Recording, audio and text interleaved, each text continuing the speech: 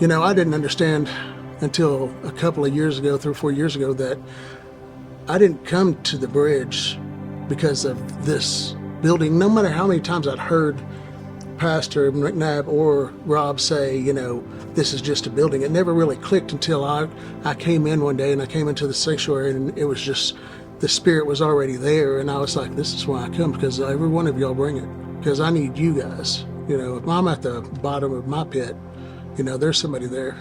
That's why we come here, because this is our home. I would say most recently, our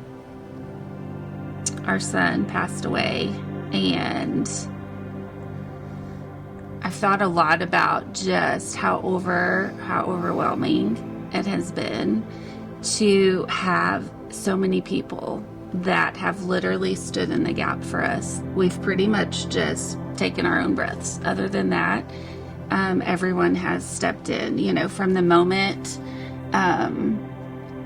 that police officer came and asked us if we had a church family. And I remember Ray saying, yeah, and I remember Ray handing his phone over to the police officer and telling him who to dial. And it was just like, every moment just kind of ran into each other. What seemed just like a blink of an eye. We had 3 pastors and 3 pastor wives that were there, and they just immediately just took over.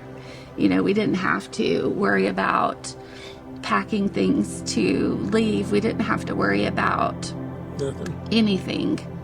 Everybody just showed up, and it was like from that moment where we literally couldn't see straight in front of us. They were doing the thinking for us, the decision making for us. They had already gone before us, and the Lord used them, just as he promises us that he goes before us and he makes perfect the way.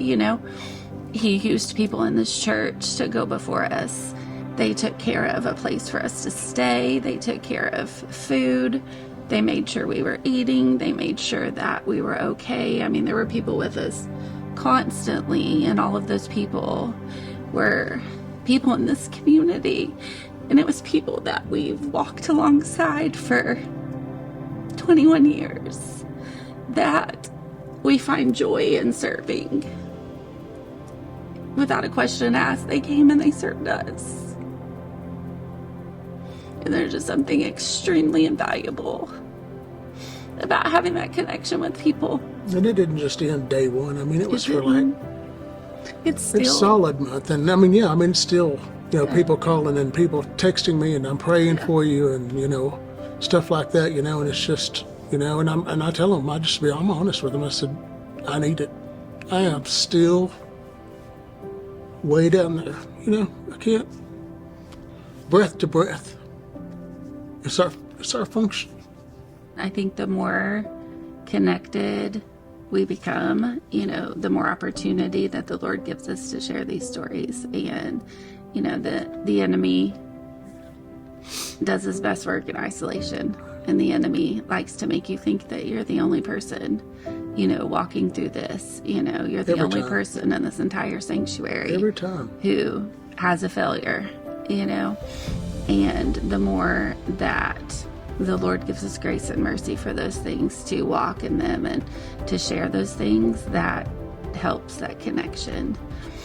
But if you're not here and you're not connecting and you're not plugged in, then, the stories don't get told.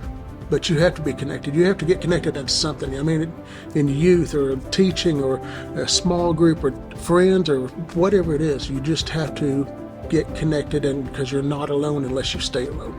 Especially recently, that's kind of been my heart. Is I tell people, I'm like, this is why you serve people. We serve people, and we choose to serve people because there's going to come a time when you need people to serve you back, which is something that we try really hard to practice, is connecting with people and making sure people feel seen and feel like they belong. Because that was what connected us to this church, is that we felt seen and we felt like we belonged. And we're so excited that the sanctuary is going to be filled with more seats, because the more people that fill those seats, the more stories that get told, the more connections that get made, And the more that we get to connect our stories with other people and walk with other people who've walked the same journey that we have,